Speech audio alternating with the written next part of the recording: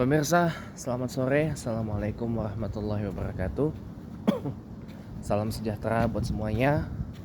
Om Swastiastu, Namo Buddhaya, dan salam kebajikan buat semuanya. Ini gerimis ya cuaca ya?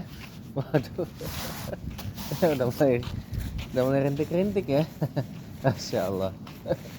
Eh, eh, musim hujan teman-teman, jangan lupa sedia payung sebelum hujan. Alhamdulillah saya bawa payung. Iya, alhamdulillah sudah bawa payung, jadi aman.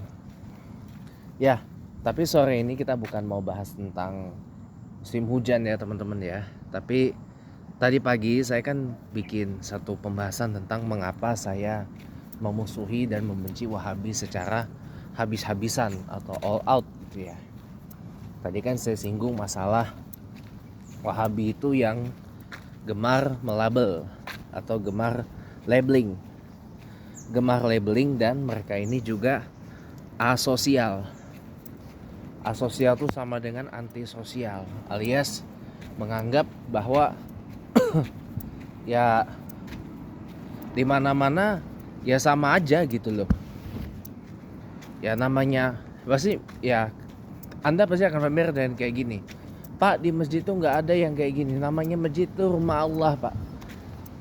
Betul, masjid rumah Allah. Tapi bukan berarti lantas kita bisa seenaknya. Ya, ingat, lain wilayah, lain aturan, lain wilayah, lain tradisi. Apalagi kita bicara ini adalah Indonesia. Indonesia ini negara heterogen, teman-teman.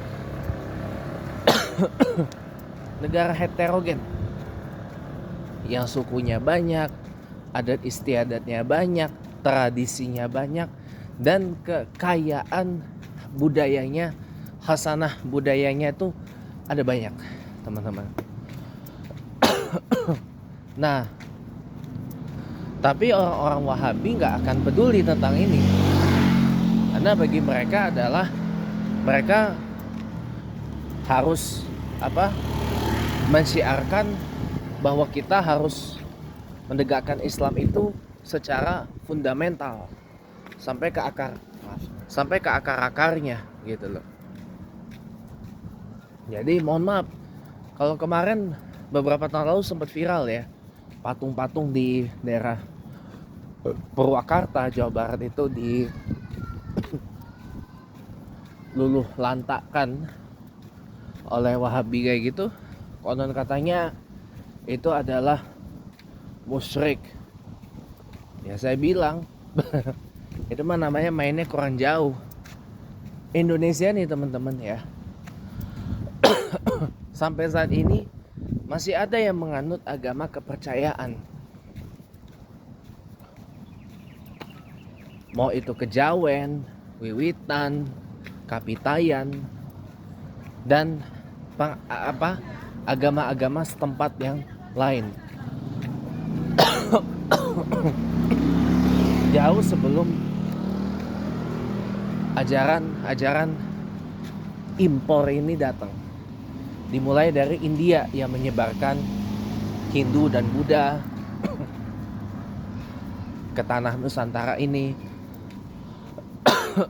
Lalu masuklah Islam yang masuk ke Indonesia bukan hanya dari Arab, tapi juga ada peran dari India dan dari Persia, dan sedikit juga peran dari Tiongkok yang membawa ajaran agama Islam itu masuk ke Indonesia. Nah, Islam masuk ke Indonesia saja tidak tidak hanya dibawa oleh Arab, teman-teman. Tapi berdasarkan beberapa basis data yang ada, Islam itu masuk ke Indonesia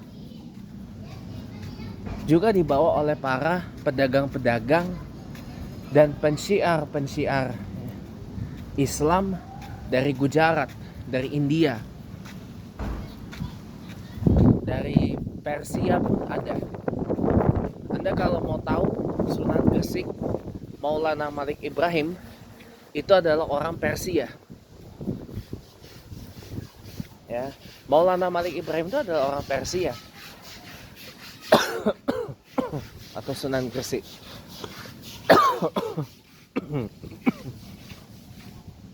Tahukah Anda satu-satunya Wali Songo yang benar-benar orang asli Nusantara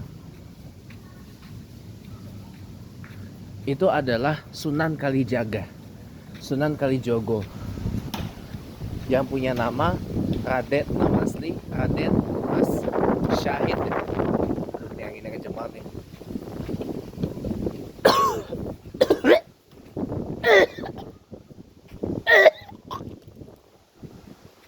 Anginnya mau kencang, semoga nggak kenapa-kenapa ya. Nah ini kurang tidur teman-teman.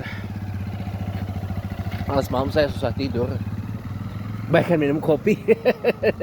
Jadi ya bisa tidur. Kurang tidur saya ini. Iya. Nah lanjut lagi ya teman-teman. Jadi gak hanya dari Arab, Persia dan India saja, ada sedikit peran dari Tiongkok yang membawa Islam itu ke Indonesia. Tepatnya dari para utusan-utusan yang diutus oleh Laksamana Cheng He atau Cheng Ho yang paling terkenal. Cheng He itu dari bahasa Mandarin. Kalau Cheng Ho itu dari bahasa Hokkien. Nah, Cheng Ho ini adalah orang Hui yang beragama Islam. Orang Tiongkok dari suku Hui yang beragama Islam. Nah, Cheng Ho atau Cheng He ini membawa utusan-utusannya untuk berdagang di Indonesia, sekaligus menyebarkan dua ajaran, ajaran Islam dan ajaran Konfusianisme atau Konghucu di tanah Nusantara ini. Jadi Islam masuk ke Indonesia ini ada peran dari, gak hanya dari Arab saja, dari India ada, dari Persia ada, dari Tiongkok pun ada teman-teman.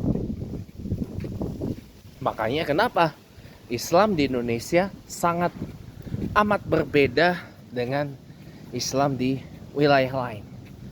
Kenapa? Karena Islam masuk ke Indonesia dibawa oleh banyak negara.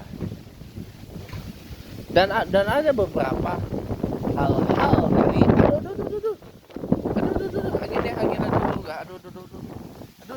anginnya ngeri banget. Anginnya ngeri banget deh.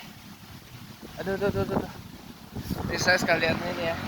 Nih lihat nih, anginnya ngeri banget. Coba kita turunin dulu payungnya. Nah udah nggak ada rintik-rintik lagi. Jadi payungnya kita lipat aja deh daripada payungnya nanti kenapa-kenapa ya. Nah berarti saya break dulu. Ya kembali lagi.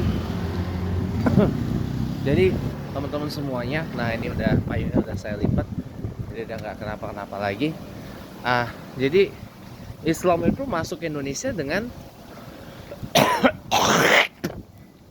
membawa beragam kebudayaan dan bersumber dari beberapa negara. Pun begitu juga kalau kita ngomongin Islam di Turkiya. Islam masuk ke Turkiya masuk lewat perang memang. Dan itu pun mohon maaf, Islam di Turkiya itu masih mempertahankan unsur-unsur dari Romawi Bizantium di dalamnya. Dan ada sedikit peran dari Persia di dalamnya. Karena Turkiya sebelum Utsmaniyah adalah pusat dari Kesultanan Seljuk yang kental dengan Persianya. Peninggalan-peninggalan Kesultanan Seljuk itu bisa dilihat di Iran, tepatnya di kota Isfahan, dan juga di sebagian Turkiya yang di wilayah Asia atau wilayah Antalya, Anadolu. Ya. Jadi Islam di Turkiya itu membawa bukan hanya Arab saja, ada Persianya, ada Romawinya atau Bizantiumnya, masih ada. Gitu. Nah itulah bukti bahwa Islam menyebar ke seluruh dunia itu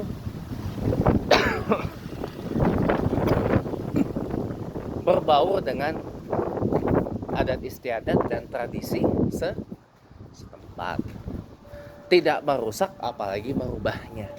Nah kalau kaum Wahabi ini enggak. Pokoknya bagi mereka pokoknya harus kudu pakai banget menjalankan Islam itu sesuai dengan sesuai dengan apa yang telah kata tanda kutip diajarkan oleh Rasulullah Muhammad SAW. Kalau saya mah kalau udah kayak gitu mah mendingan saya tinggalin dah jauh-jauh. Iya. Jadi seakan-akan mereka yang benar, kita salah gitu loh. Enggak, sekarang gini deh. Kita ini hidup tidak di zaman Rasulullah. Kita ini hidup ya 14 abad loh. Rasulullah SAW itu hidup dan meninggal. Yang kita jalanin ini, hidup ini adalah apa? Adalah tafsir, interpretasi dari apa yang diajarkan oleh Nabi Allah Muhammad SAW, yang diinterpretasi, yang ditafsir oleh para pewaris Nabi, yaitu alim ulama. Al ulama warasatul anbiya. Nah, kawan-kawan semuanya, jadi jangan siki-siki kita melabel, kamu tuh bid'ah. Loh, ke bid'ah ya kenapa Pak? Kamu nih kamu nih ngerjain apa toh? Ini kan tidak diajarkan oleh Nabi Muhammad Sallallahu Alaihi Wasallam. Pala bapak kau itu. Kalau orang Wahabi itu pasti ngomongnya kayak gitu. Kamu jangan pernah mengerjakan apa yang tidak diajarkan oleh Nabi Muhammad Sallallahu Alaihi Wasallam. Kenapa? Bid'ah, sesat, masuk neraka. Pala bapak kau, pala mak kau itu. Teman-teman, saya mau ngomong jujur, ya. Mayoritas dari kehidupan kita sehari-hari itu lebih banyak bid'ahnya loh. Tapi bid'ah itu terbagi dua, bid'ah hasanah dan bid'ah dolalah. Selama bid'ah yang kita lakukan masih bid'ah hasanah, menambah-nambah sesuatu yang sudah diajar oleh Rasulullah Muhammad Sallallahu Alaihi Wasallam, yang disampaikan kepada para sahabatnya, tapi kita menambah, berinovasi untuk hal yang baik, hal yang bagus, kenapa enggak? Jalanin aja. Loh, kita belajar Al-Quran itu bid'ah hasanah. Kita bertransportasi dengan kendaraan bermotor seperti ini, bahkan tadi termasuk kereta lewat, itu juga bid'ah. Bahkan yang lucunya gini, tadi pagi kan saya bilang Wahabi ini orang munafik, ya.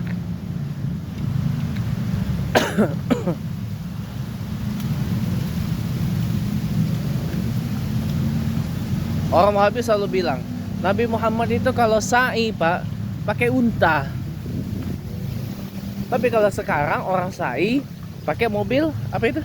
Mobil caddy, kayak mobil golf gitu. Oh, itu kias katanya. Padahal dulu mereka nggak pakai kias itu. Oh, kalau sekarang Pak kita naik mobil, naik motor itu sama Pak dengan zaman dulu Nabi Muhammad bertransportasi pakai unta. Kan itu kias Pak namanya. Tuh, tai kucing lah.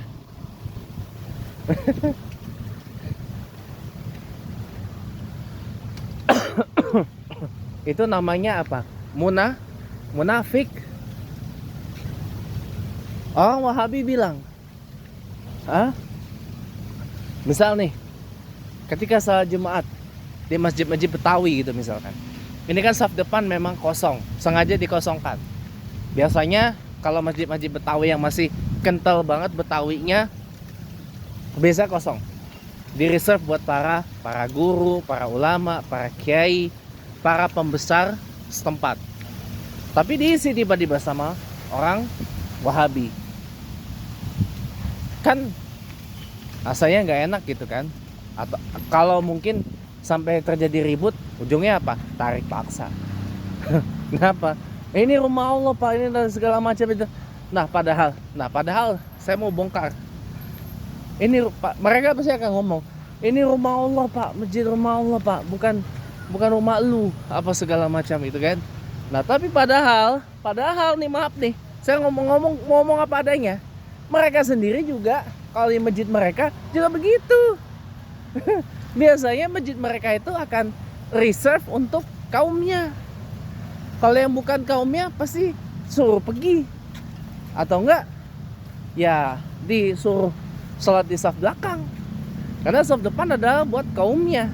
Yang wahabi itu dikira gua nggak tahu, dikira saya nggak tahu. Padahal mereka juga begitu. Podo aja gitu loh, sami mawon, same aja.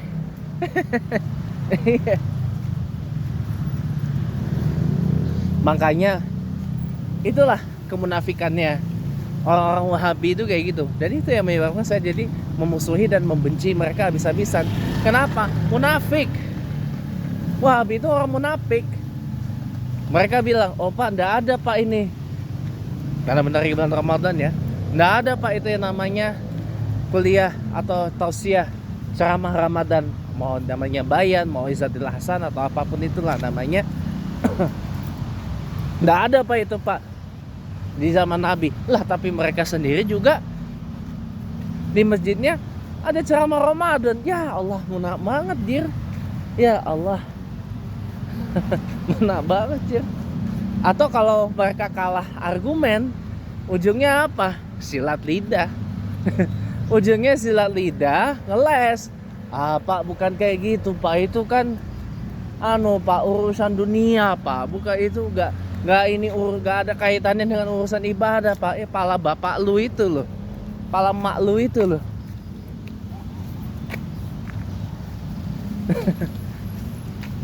Itulah munafiknya orang-orang Wahabi kayak gitu. Nyatut nama Ahlus Sunnah wal Jamaah, tapi tak ada satupun sunnah Rasulullah yang mereka ikutin. Pak, kata siapa Pak? Nggak ikut sunnah Rasulullah. Buktinya mereka jenggotan Pak. Nabi Muhammad jenggotan Pak. Buktinya Nabi Muhammad kalau bercelana nggak berisbal, bercingkrang deh, mata kaki kelihatan. Cuman gitu doang. Cuman penampilannya doang. Berpenampilan selayaknya Rasulullah, meniru penampilan Rasulullah Shallallahu Alaihi Wasallam, memang berpahala, betul. Lah, tapi maksud saya nggak ngikut sunnah Rasulullah itu dalam hal-hal di luar itu, di luar penampilannya.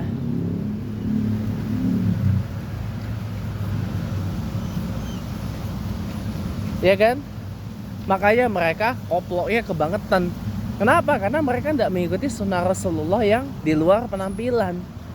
Rasulullah menyunahkan kita tuntut ilmu, mereka nggak mau. Ya kolot. Ya kolot. Ya sampai kapanpun mereka akan terus menjadi tukang labeling, tukang umpat. Tahu tukang umpat ya? Tukang mengumpat gitu loh, bukan mengumpet, tukang ngumpat, bukan ngumpet ya, ngumpat.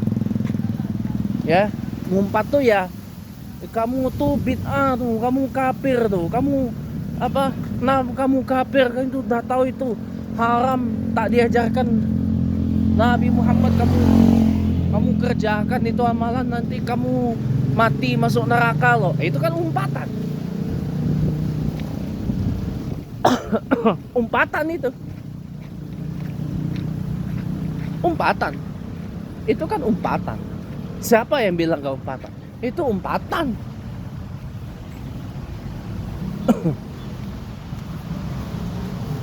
Bego aja yang bilang itu bukan umpatan. Nah, Wahabi itu memang tukang mengumpat. Gitu loh.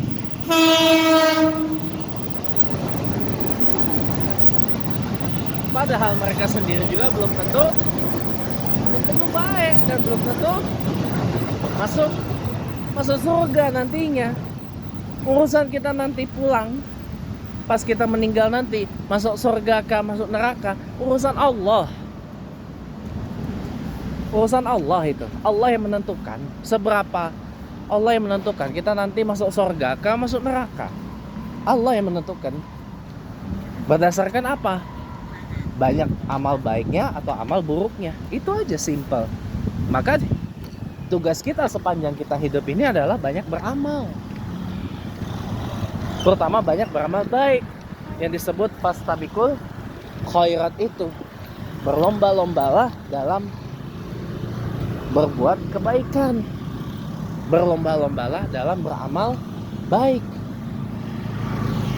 Tidak hanya beramal baik dengan menjalankan kewajiban ritual secara mahdohnya saja, atau ritual ya mahdoh, maksudnya ibadah rutin ya, peribadatannya saja, tapi juga harus diimbangi dengan berbuat baik secara muamalah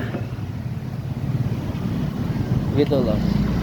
Salah satunya paling tidak dengan saling memperhatikan dan saling peduli saudara-saudari sesama muslim dan muslimah kita, maupun dengan sesama saudara-saudari muslim kita yang satu keluarga, mau itu keluarga besar kandung maupun keluarga besar Indonesia. Contohnya keluarga besar satu bangsa, satu negara, satu tanah air, kan begitu. Iya. Itu baru namanya fastabiqul khairat fil muamalah. Berlomba-lomba dalam berbuat baik lewat jalur muamalah, lewat jalur kemanusiaan, atau lebih populernya lewat jalur hablum minan nas, ya, hubungan antar manusia. Tapi saya break dulu ya teman-teman ya, nanti kita sambung lagi insyaallah. Ya, balik lagi teman-teman. Saya tadi habis bawa air kecil, alhamdulillah well hydrated, sudah cukup terhidrasi. Terlihat dari warna air urin saya yang warnanya sudah mulai ini ya, sudah mulai airnya bertuang-tuang. Gak apa-apa lah, berkah hujan ya. Jadi tadi sampai mana ya? Jadi berbuat jalur kebaikan lewat hablum minan nas, hubungan antar sesama manusia harus imbang ya. Hablum minallahnya bagus, hablum minan nasnya juga harus bagus. Hablum minan nasnya bagus, hablum minallahnya juga harus bagus, harus berimbang, nggak boleh bias, itu yang paling penting. Nah jadi kawan-kawan semuanya,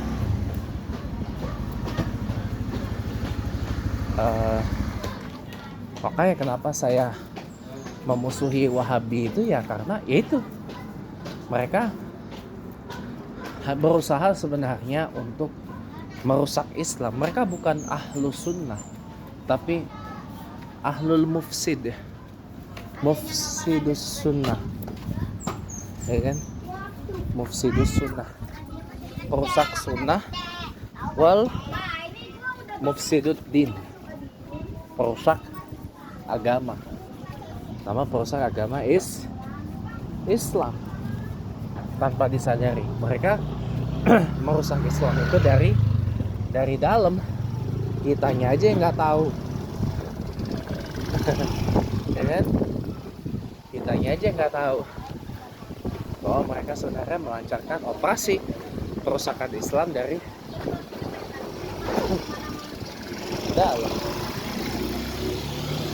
Ya, anginnya kenceng banget loh, ya ampun. Semoga pada selamat ya, sampai pulang nanti ke rumah, amin. Jadi alhamdulillah,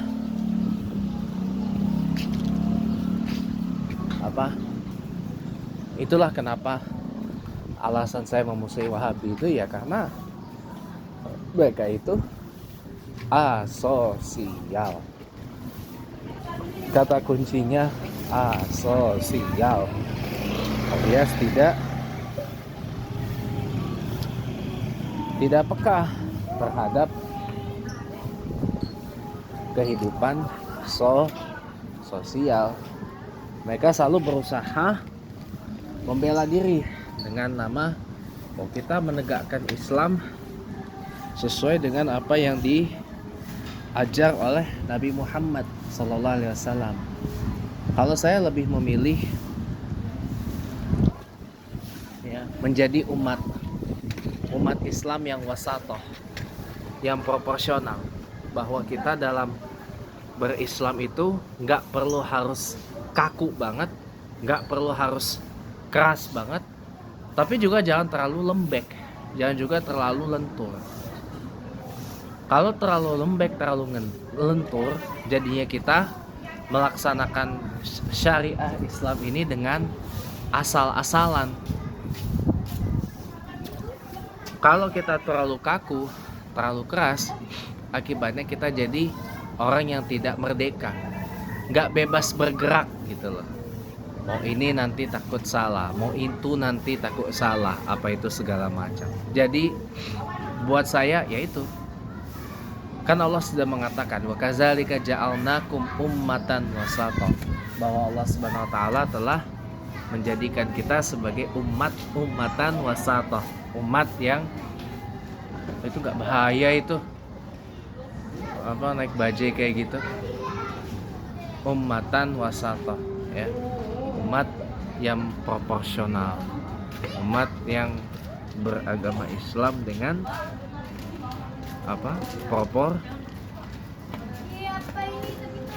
proporsional gitu, bukan dengan kekakuan, apalagi dengan asal-asalan. Itulah sebenarnya hakikatnya dari Islam, yaitu agama yang mengajarkan tentang proporsionalisme, agama yang mengajarkan tentang bahwa meletakkan sesuatu harus secara proporsional. Intinya itu, bahwa segala sesuatu harus kita lakukan secara terukur, secara proporsional, sesuai proporsinya. Tidak boleh tidak sesuai dengan proporsinya. Sebab kalau kita ngelakuin sesuatu nggak sesuai dengan dikunci guys, pantas aja kok janggal bener, nanti dikunci. masih di lockdown. Masih di lockdown rupanya. Jadi ya itulah ya, bahwa kita harus berislam dengan sangat proporsional. Gak usah kaku-kaku banget, tapi juga jangan asal. Itu yang paling penting. Perbedaan mazhab itu bukan harus menjadi satu pertentangan gitu loh. Yang penting akidah kita Ahlus Sunnah wal Jamaah, dan kita disatukan dengan kalimah la ilaha illallah Muhammadar Rasulullah. Udah selesai, itu aja sih. Bahwa akidah kita adalah qul huwallahu ahad, Allahus samad, Allahu ahad, Allah itu satu.